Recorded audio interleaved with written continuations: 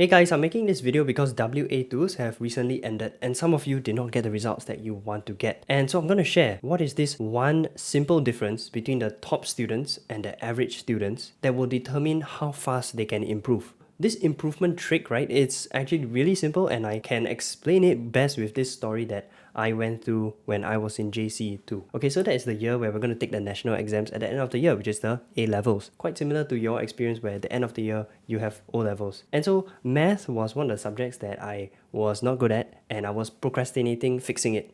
I knew I had terrible foundation and I just postponed getting help until I realized, okay, it's 4 months from the exams and I was dying really badly.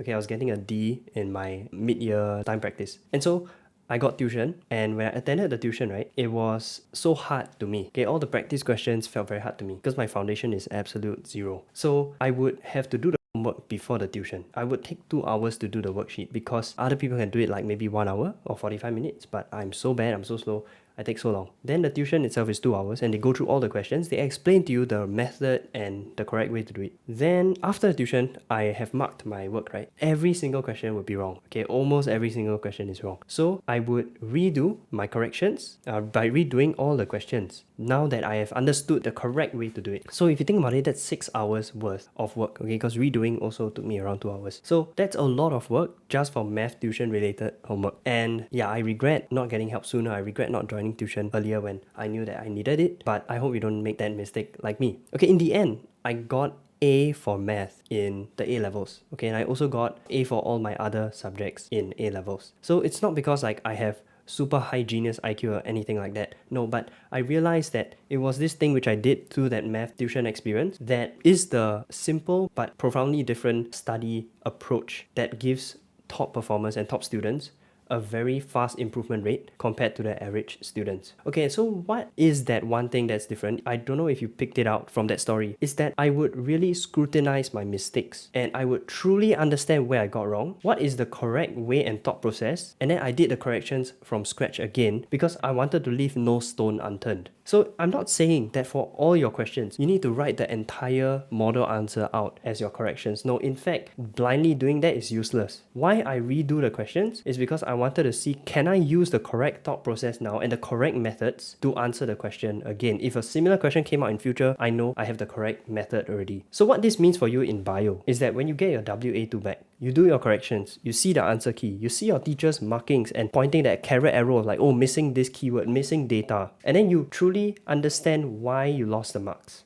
Whether it's a content issue, you can study in our free notes. Just go to ThatBioTutor.com/notes. The link is also in the YouTube video description. If it's an answering technique issue, which a lot of you are facing, it's likely one of these two things. You didn't quote enough data for the data response questions, or maybe you misquoted the data. Then the other thing is content explanations. You didn't have enough keywords. And so the teachers would say something like, you're lacking in details, your answers are not concrete enough, you're not elaborating enough. They put a lot of carrot arrows. Yeah, so whenever you get lacking in keywords, it's very sad because you understand how the concept works in your head, but you're not writing it in a way that scores. So recently, I went to remark a WA for one of my students because he sent it to me, and I made a lot of comments. I put a lot of carrot arrows and like, oh, this is the missing parts, this is a missing elaboration. So if I were him, right, I would really scrutinize all these markings and these inkings to understand every single part where I lost marks, how I can give a bulletproof answer where there's so many keywords spammed into there that I know that even if it's a strict marker, I will likely still score full marks. Okay, so that's the one simple study strategy that makes the difference between these top performers and then the average students. Because the average students will just brush it off. They will be like, well, okay, I kind of get it now. Yeah, I see where I got wrong. Okay, move on. Then next test, next exam, right? And then they don't really improve fast. Now, tell me if you ever had this experience before, okay? Because I tried it on myself multiple times where I would look at my file of my worksheets, right? And then I would see a past worksheet, like maybe 6 months ago that I did. And then I noticed I got the wrong answer. Then I would cover the correct answer and I'll be like, okay,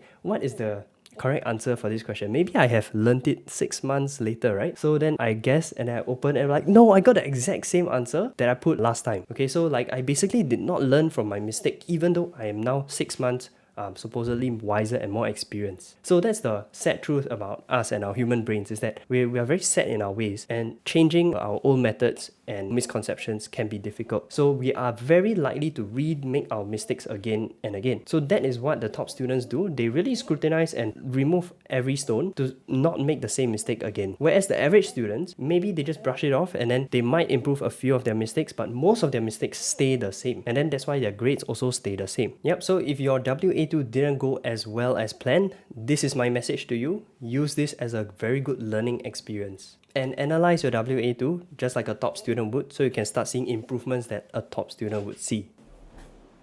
Hey guys, today's sponsor of the video is me. As of making this video, ThatBioTutor is Singapore's only O-level pure bio specialist. You mean you don't teach any other subjects or syllabus? Yup, that's how we've been able to make so much resources just for your syllabus. Example, concise notes without all the extra fluff. Commonly asked questions that come out under every topic, so you know the exact keywords and phrases to score full marks. Didn't pay attention in class? Crash course clips to the rescue. We've recorded explanations for every concept under every chapter. Find bio a chore to memorize? Flashcards on your phone, which makes it feel like a game. So if you need help with O-level pure bio, what are you waiting for? Click the link below this video or go to thatbiotutor.com.